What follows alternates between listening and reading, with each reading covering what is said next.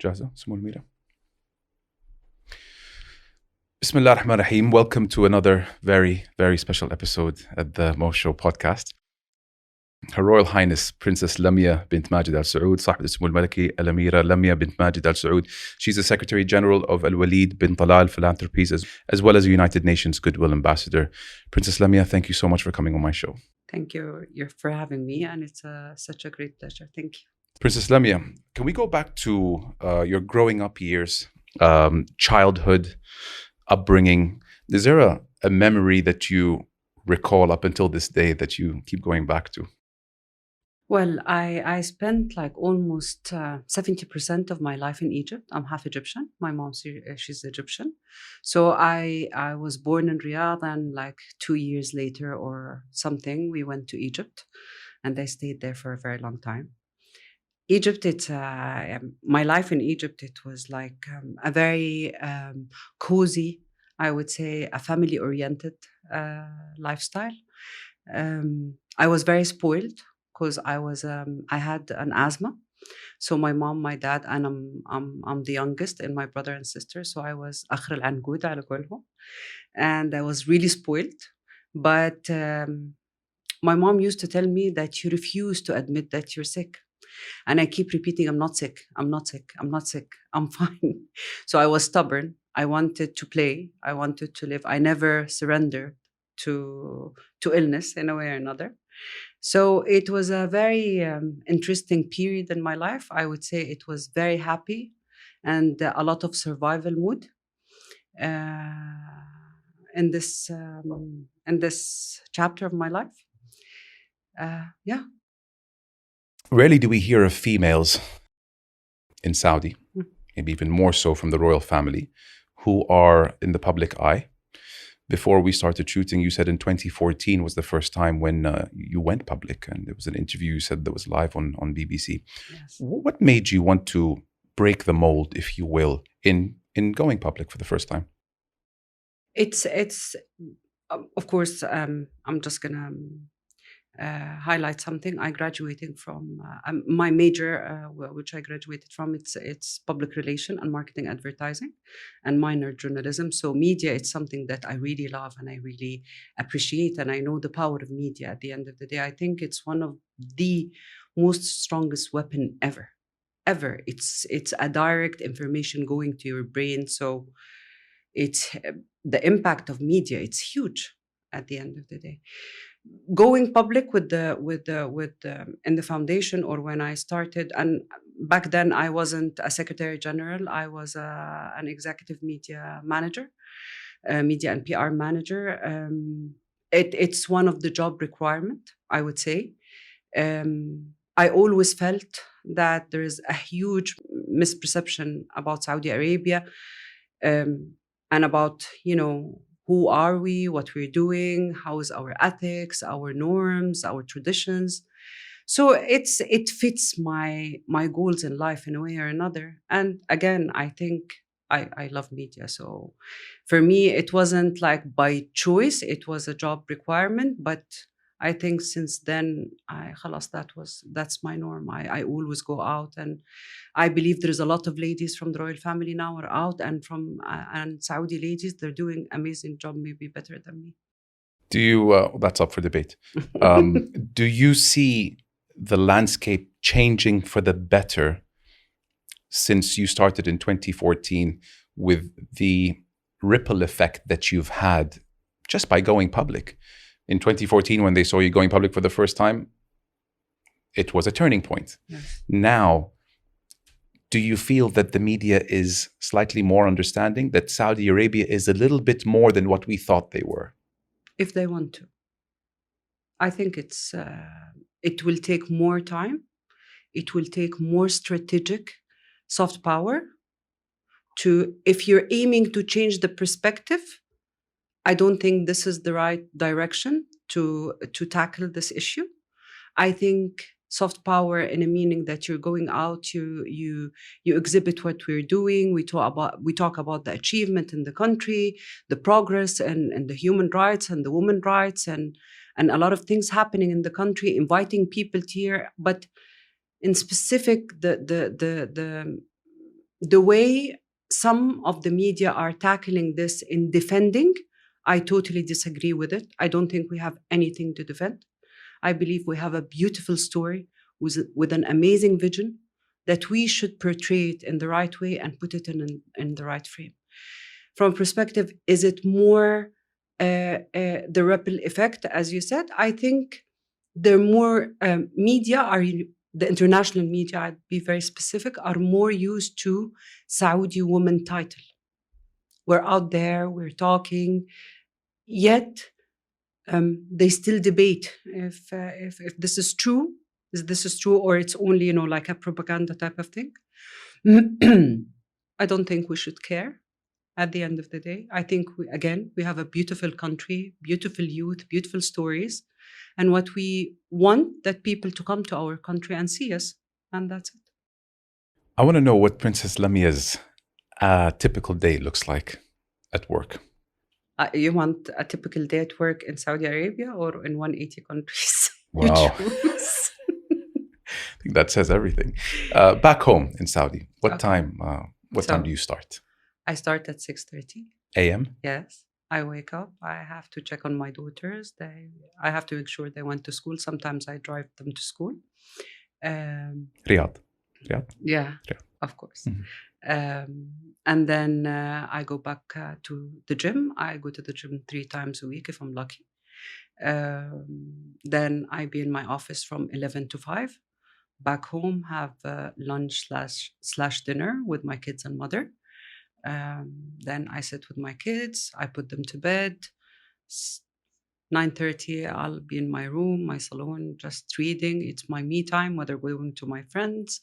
I love reading. I'm a crazy reader, so I read a lot. So that's my me time in a way and another. And I sleep, and that's it. Was it ever challenging for you to balance between work, life?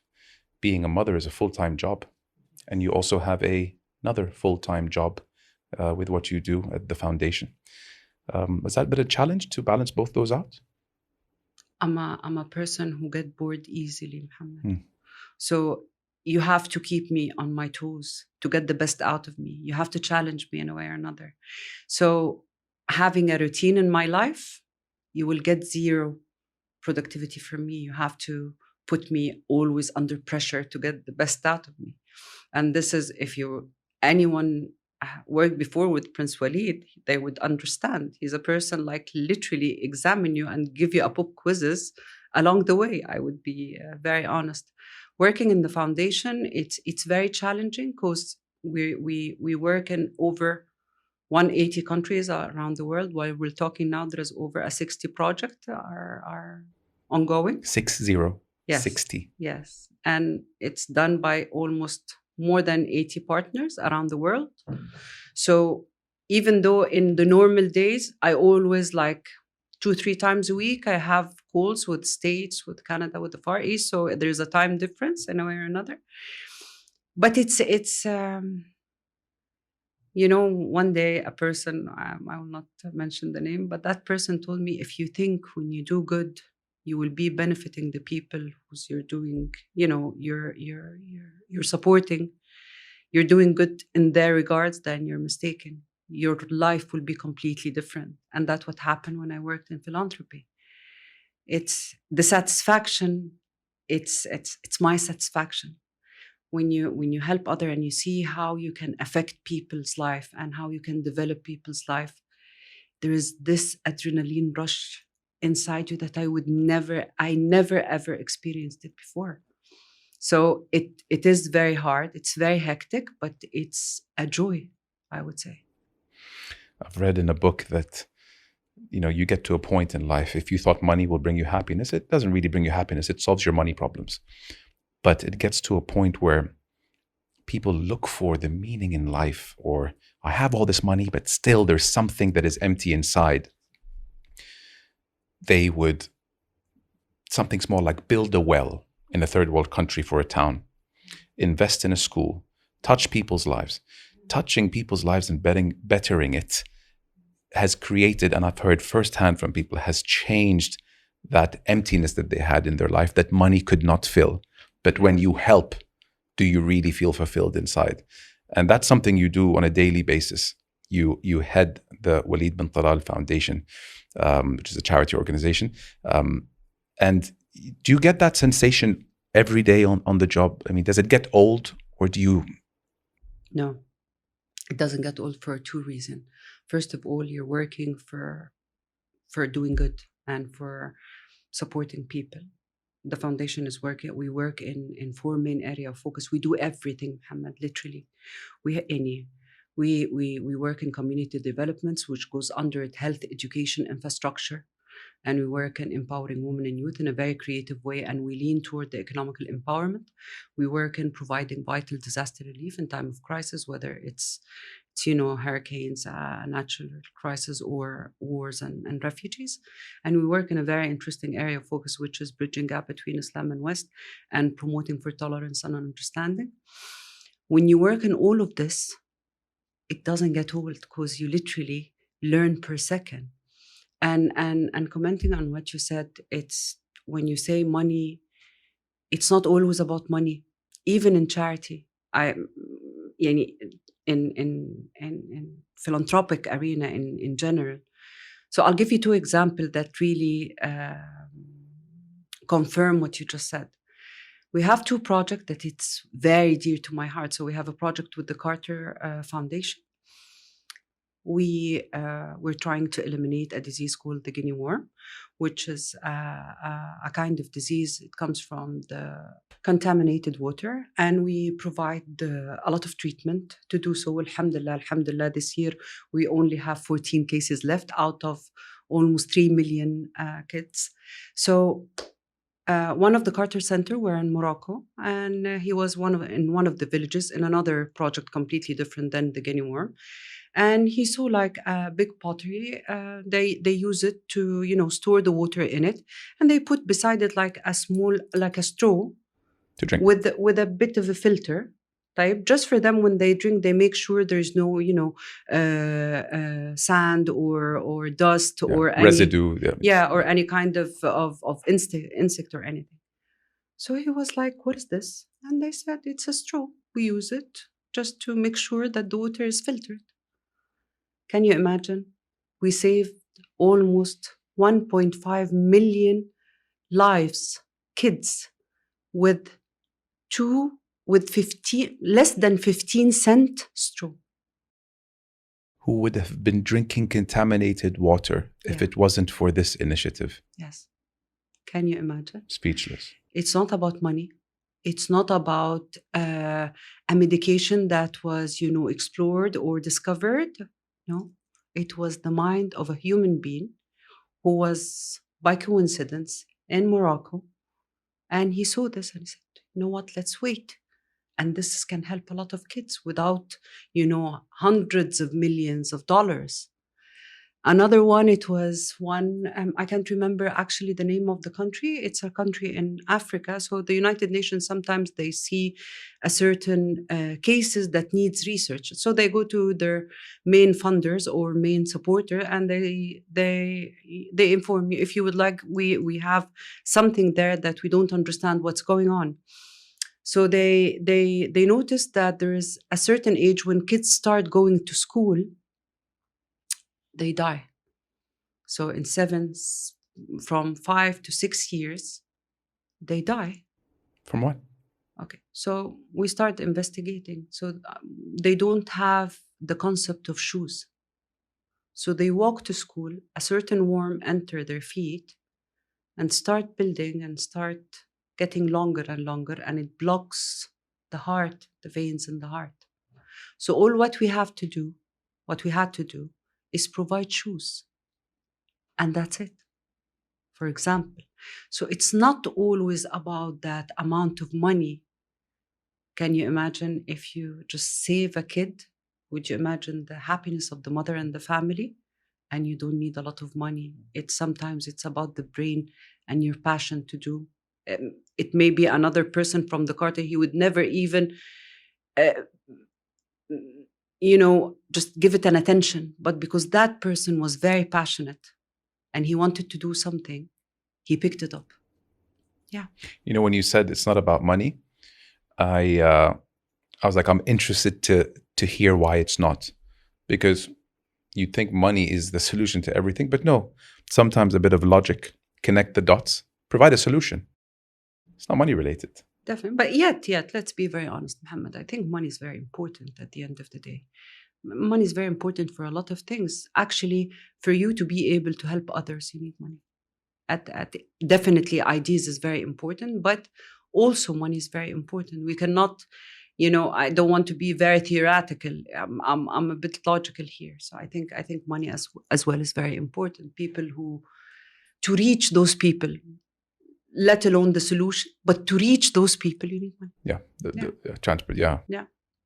But then maybe the last mile, you need to use a bit of logic and say, okay, It is without the money. mind and ideas and perspective. It should be in the beginning and all the way till the end.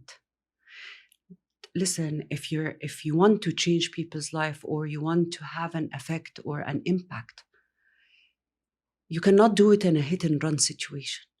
You need to take your time to understand and to study and to figure out different ways for those people to be better. If this is your cause and this is your calling in life, then you have to be very creative about it. Yeah. Does your position as Secretary General at Prince Al Walid Philanthropies and your role as a Goodwill Ambassador at the UN, are they intertwined together? Is it something that are closely related? Definitely, it's closely related. I think what led for me being a Goodwill Ambassador is our work in the foundation and what we did in specific in the sector of housing and habitat. It's one of His Royal Highness Prince Al Walid beliefs, I would say.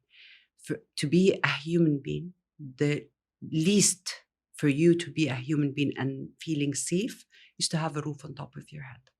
This is the minimum for you to feel a human and you have your space at the end of the day. And we saw during Corona, Allah la يعيدها يعني. I mean, during Corona, all what you need to be safe is a room. And that's it. And this is something, alhamdulillah, we did a lot of housing and we did a lot of support in this regard. And we just launched in Saudi Arabia with the Ministry of Housing almost over the 10,000 unit. And it's the biggest initiative with the Ministry of Housing. It's a 2.2 billion riyal, alhamdulillah. And I believe out of the work that we did in the foundation, I deserved the Goodwill title as an ambassador for the UN Habitat. Of course, it's aligned. At the end of the day, we work a lot. I don't think there is one of the UN entities that whether it's existing now, the project is ongoing, or we, collaborated before with them. So definitely, it's aligned. It's at the end of the day, it serves the same purpose in a way or another. But one came before the other. There is no UN without your job at the foundation. Of course. It's like a prerequisite. Almost. Definitely. Yeah. Definitely. Do you ever look back at the awards that you got? Just for those who don't know, shame on you, you need to know. In 2017, you were voted Arab Woman of the Year. And in 2021, you were voted most influential figure in the Arab world for social responsibility. How do you reflect on that when you see those accolades? I believing in yourself, strategizing your goals, work in a very, I would say, articulated, planned map to reach where you want to be. I think this is the normal outcome would be from your work. I believe dedication, believing and high quality delivery. This is very important. So what we just talked about, it's 180 countries, 60 project. Can you imagine this is all literally run by only 10 Saudi ladies? Would you believe that? No, I don't. This is how we work. You have to be very focused. You have to have a very high level of time management, very high quality in delivery, and very high in focus at the end of the day. When you work with this methodologies, I would say, definitely will be the result. And I always say something, Muhammad, and I have to say it. It's not me who's doing all of this magic. I'm very honored and privileged to have this type of ladies with me who really believed and who really apply the strategy on ground, and they succeed. Mashallah alayhim, they're doing an amazing job. So I'm very proud of my team. So your team is 10 females, With me, so they're 9. all females. Yes, all Saudi ladies. Yes. Is there something you look for specifically, like a trait in a person who you want to employ? If you're interviewing them, is there something that, like the common denominator that you try to look in anyone who you want to employ? What do you look for? Passion. That's it. Passion. If you want, you will do miracles. It's always passion. Always passion. Nothing more. It's a strong word. Yeah. And that's why they're working. And they're working literally 24/7. I'll tell you a story just happened. We did our board meeting last week. And we have a newcomer. She's going to start after Eid, but she came to the board meeting. For her, it's a very good exercise to understand more about what happened in 2021. After the meeting, she came to me and she said, you know what? It's astonishing because you're talking as if it's very easy. And what you're doing is very hard. And all the ladies, they're talking and they're cheerful about their achievement. But this is a huge amount of work, what you're doing. And I looked at her and I said, it's only passion. If you're passionate, you will feel it's much easier. Even the obstacles or the challenges, you will feel it as you know what, it's levels or phases for you to learn. And she was literally like shocked from the amount of work, and only literally 8 ladies are talking about it. So that's it, Muhammad. It's all about passion. How about a trait that you see in someone that bothers you? Honesty is a very important thing for me. Very important. If you can't do the job, and I always tell, and by the way, and in the office, His Royal Highness always tell me banatik. My team is banati always. So when in the team, I always tell them, if you cannot do it, come and tell me. Never tell me that you can do something and you can't. I love people to be clear. You know why? It's not about, I don't like lying. No, it's not about lying. Maybe they believe they can do it, which is, I encourage that. But at the end of the day, if you tell me that you're going to do it, then, if you tell me that you can do it, maybe I can help. It's okay. It's okay to learn. At the end of the day, I learned from my 9 years old. For me, till the end of my life, I would learn that was my last breath. So it's all about learning. I don't like people to tell me, you know what, لا خلاص زهليها, it's okay, I'm gonna take care of it. No, it's fine. It's okay to learn. This is the first thing. Second thing, I would say selfishness. We work in an environment. I can do the HR work sometimes. The media can do the global work sometimes. The local can do the operation work sometimes. We're a family. It's not about me. Yet I recognize every one of them when she do an extraordinary job, which what they do always an extraordinary job. But it's if you can't be a team player, then you're not a fit in the foundation at all.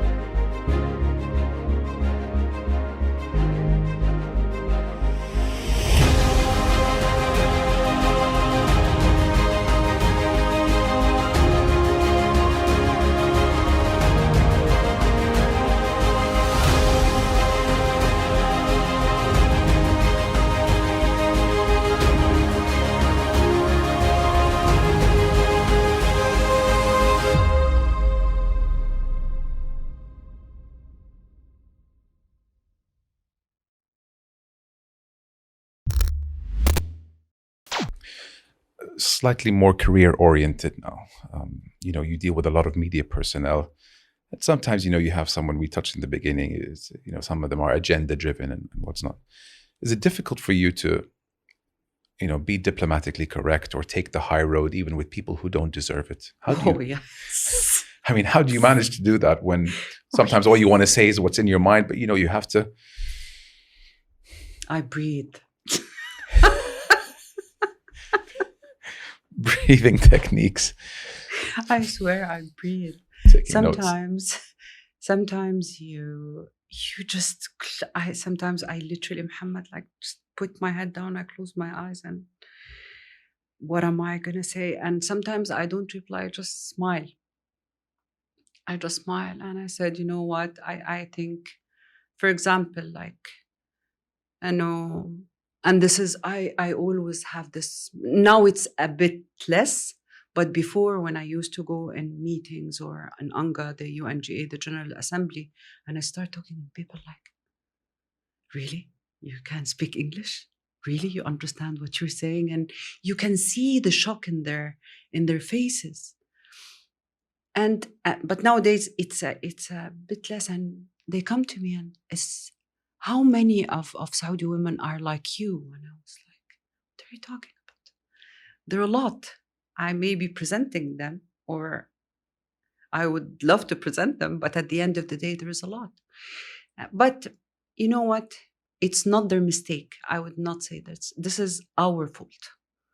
We have a huge shortage in how to present what's happening in this country and all the development happening in this country.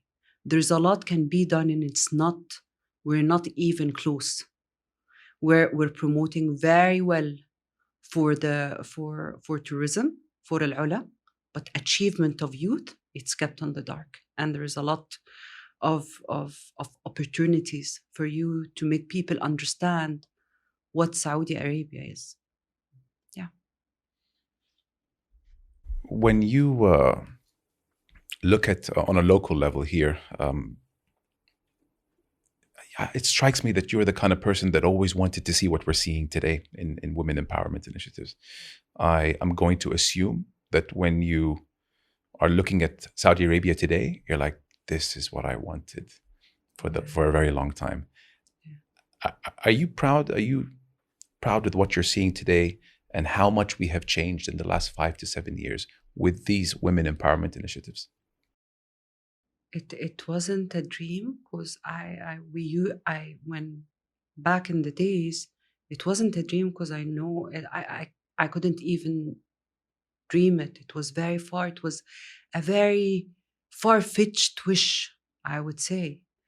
And when it happened, I'm a person, as I told you, I grew up in Egypt. So I always drive my car, I go out, I hang out with my friends, my cousins. We're a mixed environment. I never thought that men, you know what, you cannot come close to men, or you have to have a certain distant, it's not distant, I mean, you have to have a certain frame of relation to communicate with men.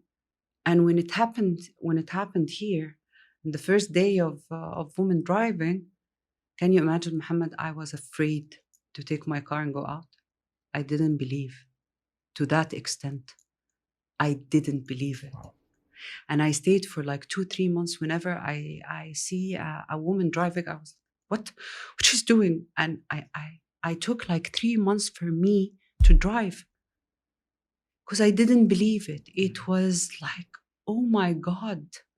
And it was that easy. And it took only a decision.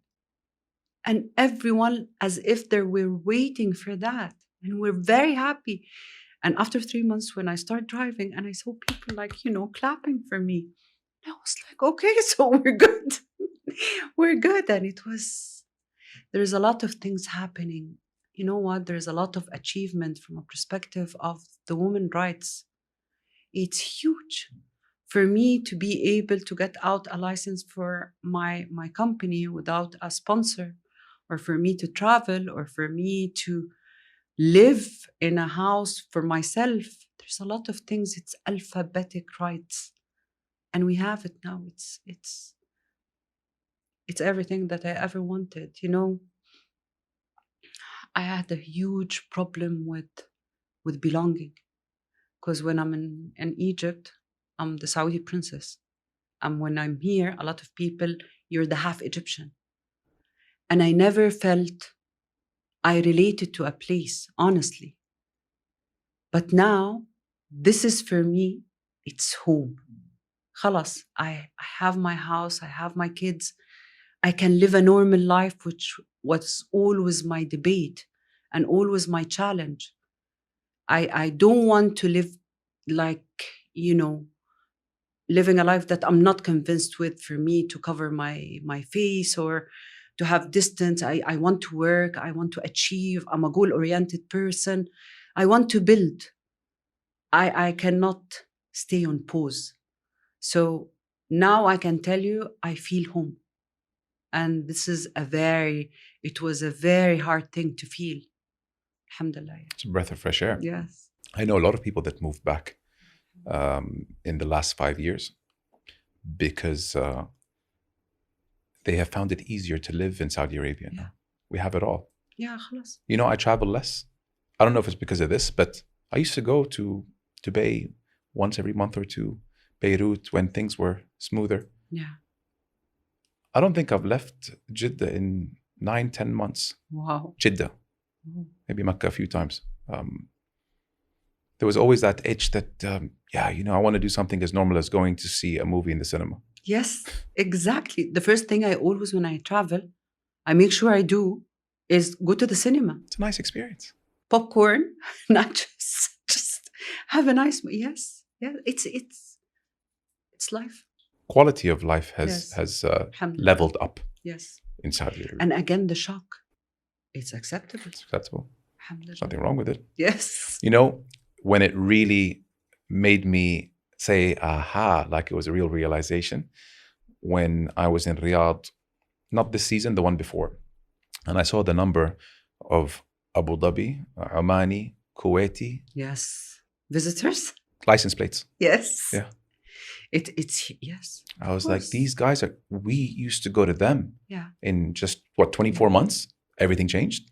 Yes. And I'm not talking 1 or 2 Abu Dhabi plates. No. I know. Like they were during the season. Lunch, yeah, Emiratis مع Amama. Like you can tell these guys it's are from. Decision.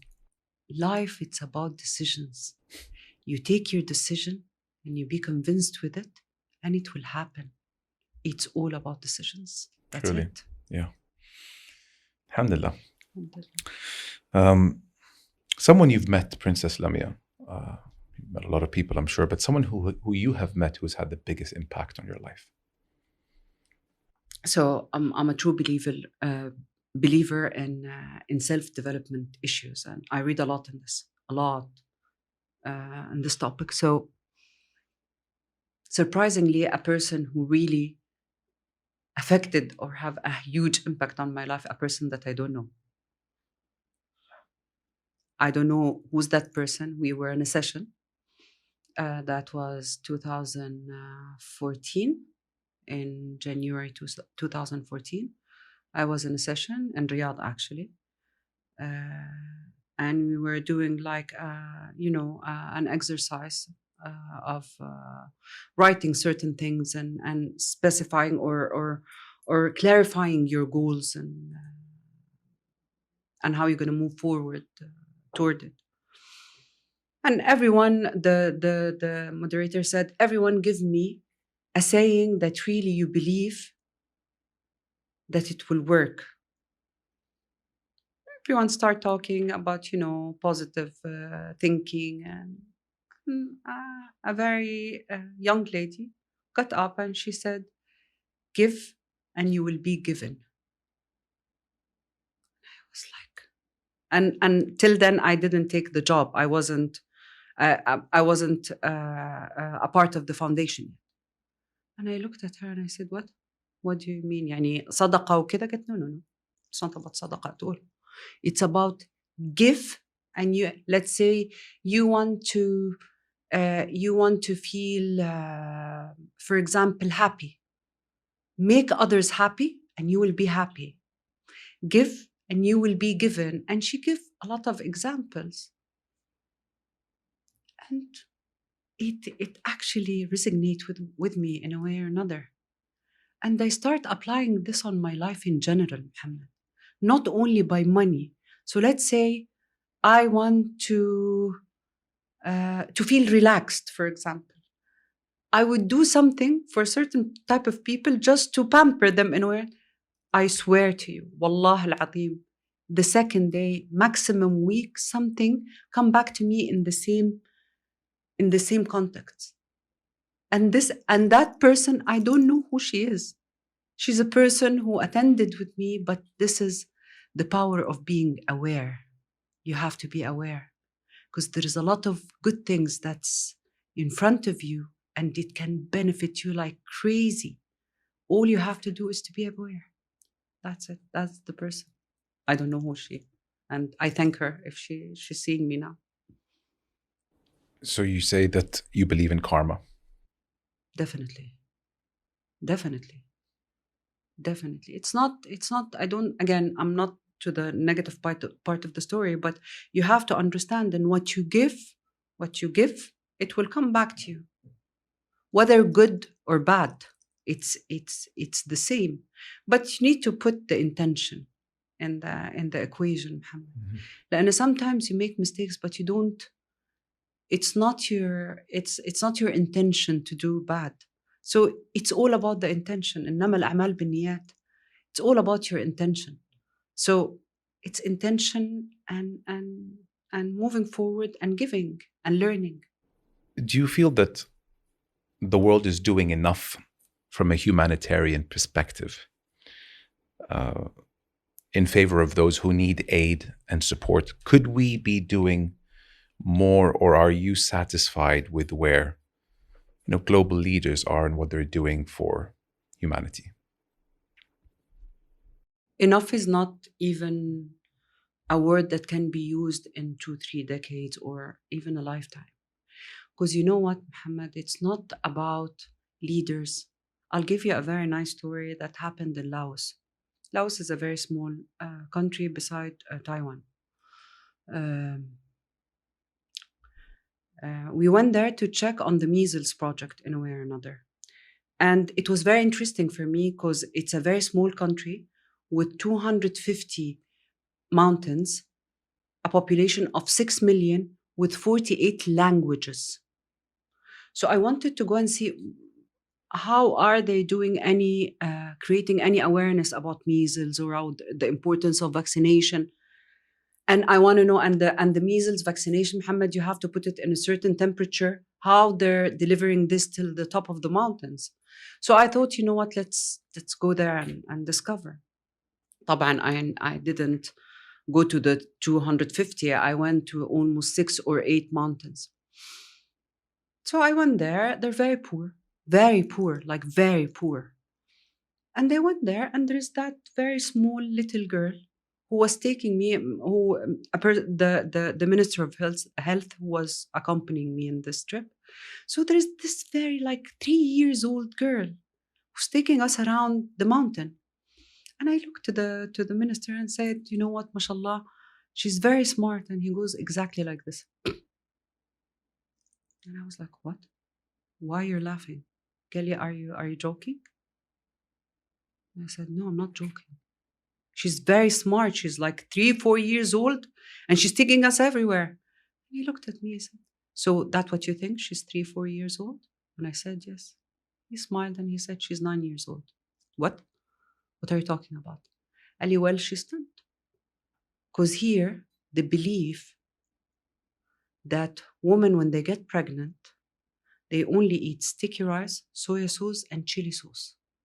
They put it in the bamboo, and this is what they eat even after they give birth for 2 years. So literally, the kids, when they grow up, they're very small in size. Their brain is 50% from our brains, so they're literally stupid. Can you imagine that, what the minister tell me? And I said, you know what? It's not about giving them vaccine. So you can't help those people. It's not about the leaders of the world. There is a huge need in changing beliefs, because this is a belief. And there's a lot of stories in this regard. So from a perspective of providing aid, yes, we need to be very innovative this coming period to, to reach somewhere and to create awareness and to provide aid and to provide nutrition, and there is a lot of things to be done. To tell me, am I optimistic? Definitely, I'm optimistic. You know what? COVID, at the end of the day, it was a disaster, but it made it easier for us to reach our beneficiaries and to create awareness and to communicate with them much easier. And even if you want to donate nowadays, it's less in the amount of dollars that you're going to spend, because before you have a lot of administrative fees, I would say. Now you can all do it via online. Yeah. You like your Islamic art. I know that. I read a few Me articles. You actually opened the Islamic art section at the Louvre in Paris. Yeah. Is that correct information? It's true. With over 3,000 pieces dating back to the 7th century. How do you feel about where we are today with the exposure of Islamic art, especially to the Western countries? I think after the kingdom is open now for visitor, I think nowadays Islamic art is a trend, Muhammad. In philanthropy, every now and then there's a trend about philanthropy and people get interested in certain topic, like 2-3 years back it was entrepreneurs and startups, if you remember that. Now it's the art and the culture and the Islamic art in specific. When you have a country, it's the biggest Islamic country in the world, so nowadays it's more trendy, and it's more, you have a huge interest about the Islamic art. What we did in the foundation, I think we did it in a bit of a different way. His Royal Highness, after 9/11, realized the importance of having a certain centers around the world that represent Islam and specific Saudi Arabia. So, for example, he initiated and he supported centers, I would say, in the most prominent universities around the world for doing so. So we have a physical center in Cambridge and Edinburgh, Georgetown, Harvard, American University of Egypt, and Beirut. And then he realized that the Islamic center in the prominent museums are like small and Tiny. shy. Yeah. So he decided to build from scratch the Islamic Center in the Louvre. And if you went there, it's the top of the art, I would say, or it's a very ultra modern area in the heart of the Louvre. And it reflects that Islam, it's not only about, it's not that old, it's for each and every generation. That's what I mean. And then I signed with Berlin 2018, and I opened Berlin. It's, as you said, again, it's your keyword, it's the soft power. Soft power, yeah, I was going to go there. That's it. Yeah. That's it. When we went there, and actually it was very interesting when we went to open the Berlin Museum. So there is a lot of media was there, and they were literally waiting for the Saudis to come. And my PR team told me, they told me, be aware of this lady in specific. She's very aggressive with Saudi in specific. No, it's okay. Like, bring it. And I made sure during the tour, we were opening 8 galleries. I made sure that I give her a special attention. So whenever I look at her and I smile, hope you're enjoying. And then we went to the press conference, and she said, "Can I ask you a question?" I said, "Yes, of course." "Why you're doing this?" I said, "You know what? I think we're all one. We're human, and we need to know more about each other." And I have to tell you something very important. I'm so sorry that I have a different perspective on the Germans. And she said, "What?" And I told her, "Yes, I thought that you're very rigid and you're very stiff with people. You're not welcoming, but my sincere apology. You're amazing. It was a very warm welcoming. And I thank you for everything and for the great work that you're doing and all what you're doing for the refugees. And I want to thank you and I want to apologize to you that I have a very wrong impression about you. And she looked at me and she didn't say a word, Muhammad. And she wrote the most amazing piece about the museum in Saudi Arabia. And this is the soft power. So Mulamira, was it your intention to kill her with kindness? Definitely.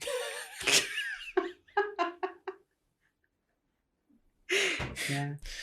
Princess Lamia, you are a mother to two. What's something that motherhood taught you? Sabr. Patience. Patience. Yeah. Yes, patience. أولاً, it taught me and it's a full-time job. It's a job that you would never be able to resign from. It's a joy. It's very hard. It's not easy, but it's very joyful. For me, it's different. For me, it's so different. You know, when I had my girls, I stopped everything. I quitted everything that I'm doing. And I literally stayed for 6 years dedicated only for them. I didn't do anything, Muhammad. I learned how to cook. I'm the one who used to vaccinate my kids. Yes, to that extent, I know I'm crazy. Everything we go to the doctor for, the yes, booster, من يعرف yes. Vaccination اللي هو vaccination card اللي هي measles and yeah, everything. hepatitis, yeah, everything. And I'm the one who vaccinated my kids. I was that type of a mother, crazy شوية بس. But no longer today. Like Corona, they got it done by. لا خلاص لا. So you're very hands-on. Yes, and it's a joy. It's the best. I would never forget the day Sama, which is the eldest. By the way, Sama and Hala, and I called them my queens, queen of soul and queen of heart. The first time she called me mom. Oh my God, Muhammad. I didn't repeat it. What, mommy? What? And it was the best thing have ever happened to me. It's, you feel انت قاعد تزرع, you're building, and you give the right care, the right education, the right information, the right support, and the right attention, you would have a best friend for life, a backbone, and the person will care for you when you're, like in your 70s and 80s. My girls are my best friends, by the way. I always tell them I am 80% your BFF, 20% your mom. This is what I want from life. I want them to be my friends. That's the formula. Yeah, it is. Are you the first person they come to when they have a problem? Definitely. That's the dream of every parent, but not every parent knows how to achieve that. It's simple. I think it's programming. I think people who didn't know how to reach there, I think it's programming that you have to have this, you're framed as a father and a mother, and my girls respect me a lot. And if they did something wrong, I don't talk. It's only I look to them. It's only that look, and they know, and they don't fear me. They fear me being sad or mad at them, and that's it. You just need to be easy with it. You need to be very realistic, because it's better they get the information from you than get it online. No, خلاص, now you cannot control the amount of information or the amount of whatever ideas and perspective that they can generate out of a simple phone at the end of the day. Yeah. Scary world. No, it's interesting, very daring, and it's nice. Yeah. Yeah. Are you happy today?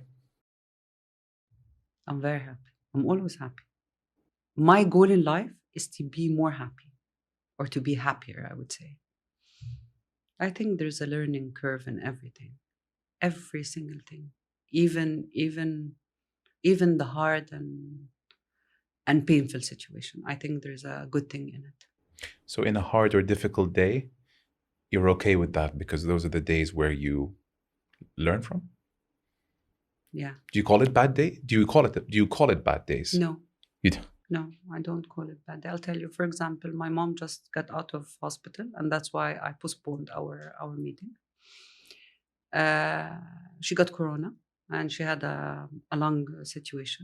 So she went to the hospital, and alhamdulillah, she got corona. So they discovered she have an anemia, and she need her hemoglobin was down. So for me, in the beginning, it was mom in the hospital. Well, by the way, I infected her and I got corona and then give it to her. But when she went there and they did all the tests, and alhamdulillah, ya Rabb, it was a problem and her hemoglobin was really down, and we didn't know that. So that's a very small example. I think there is a good thing in every challenging thing. I don't call it a bad thing. Yeah. She's recovered now? Alhamdulillah, she's out. Alhamdulillah, salama. Allah yassalam.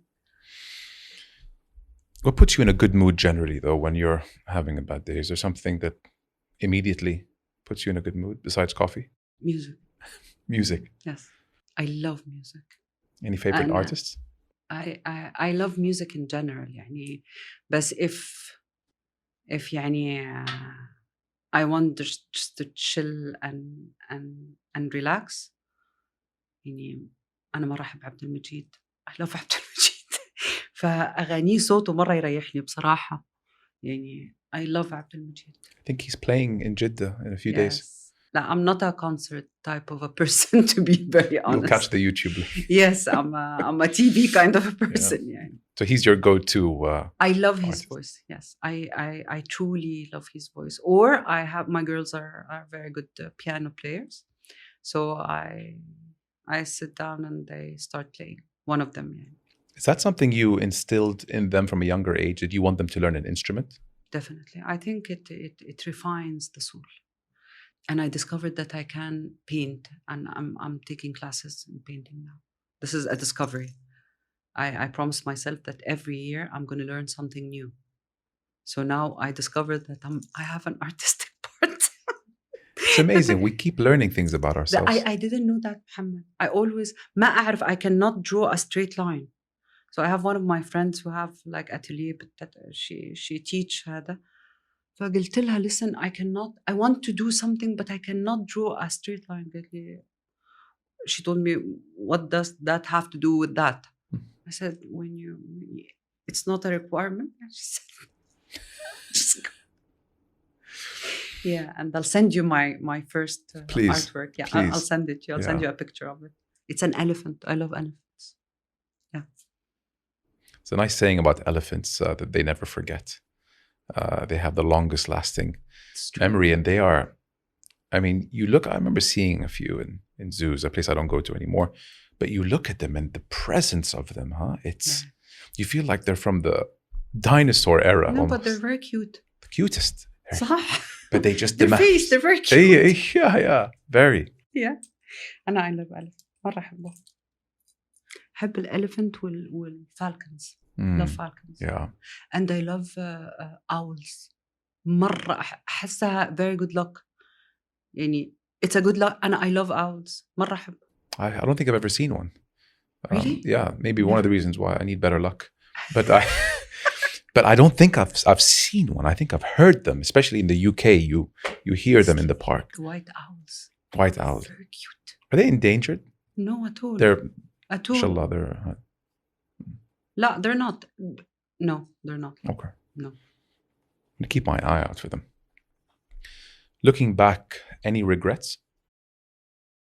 Never. I don't regret anything, even my stupidest mistake ever. No, I don't regret. Nothing. Why do I regret? It's in the past. So, have you seen Kung Fu Panda movie? Yeah. There is a saying, the turtle said it. So, yesterday is a history. Yesterday is a history. Tomorrow is a mystery. Today, it's a gift. Yeah. That's why it's called present. Wow. So, that's it. That's amazing. Why do I... No, خلاص راح. That's it. Why do I regret? It's done. Nothing to be done. Even from a cartoon, we can learn stuff. See? That's why I tell you, I learn from my kids. I'm sure, in your walks of life, you have a lot of people that come up to you and ask you questions. Youngsters, the future. We touched on, what is it, 50% of Saudis under the age of 25 or something crazy. Very wide 70% of Saudi under the age of 25. Very wide population pyramid.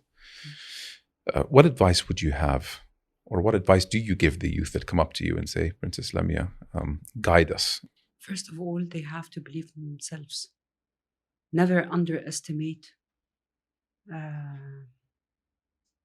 your ability to achieve. Have a very clear goal. Educate yourself, and success and wealth or money not always come from a bachelor degree. No. If you work in your what you're talented in or in your passion, you can reach even cloud 9. It's not a level that you would aim for. I think you will be much more bigger than that. And differentiate between the urgent and the important. If you noticed, Muhammad, we always work on the urgent. Allah يخليك, Muhammad, do me this. Let's do that. Why? Because it's easier. Important needs strategizing and need planning. So I urge this generation, work on the importance. Urgent can be delegated. You can delegate to others, but important, it's about you. And you have always to be good and to be convinced with yourself, because if you're happy, if you're good, your surrounding will be the same. You will reflect. So, and please have a criteria, or not a criteria, a quality of delivery. It's not just, let's finish the job, or let's finish school. Enjoy every and each moment of life, because you're only living once. Make a use of every and each day of your life as much as you can. I'm not saying that every day have to have a meaning, but as much as you can. It's only one life. And you never know. You may inspire a person with a word. You never know. You can help a full nation with an idea. You don't know. Just don't underestimate yourself and enjoy life. It's beautiful. That's it. We do underestimate ourselves. I know. We do have doubts. I have doubts of myself. I'll speak on myself. But if we can rise above and incorporate some of the things you just said, I think our capabilities would extend far beyond what we actually accomplish. It's okay to have doubts, by the way. That's a human nature. It's okay to have doubt. And half of solving that you're aware of your doubts. Some people, they don't know. Yeah. Muhammad, there's people, they come to this world and they go out and they don't know why they're here. People like you and like a lot of this generation, I hope and I pray for that, to know why you're here and what's your calling. You're here to serve. You need to know how you're going to serve. That's it. Not more, not less. It's as easy as that. Yeah. Find your purpose. Yeah. Thank you very much for coming on the show. I really appreciate what you do for us in serving our country, in your philanthropic work. I believe that the world needs many more people like you. Thank you. And I mean it from the bottom of my heart. Thank you. I'm going to enjoy sitting with my editor and editing this, because there are so many learnings that we can use to incorporate in our daily lives. It means the world. Thank you very much. So again, I thank you for spending. I loved it, and thank you. You have a beautiful studio, and I want to thank your editor. Thank you very much. Thank you so much, Princess Lamia. Appreciate it. It's great. Thank you.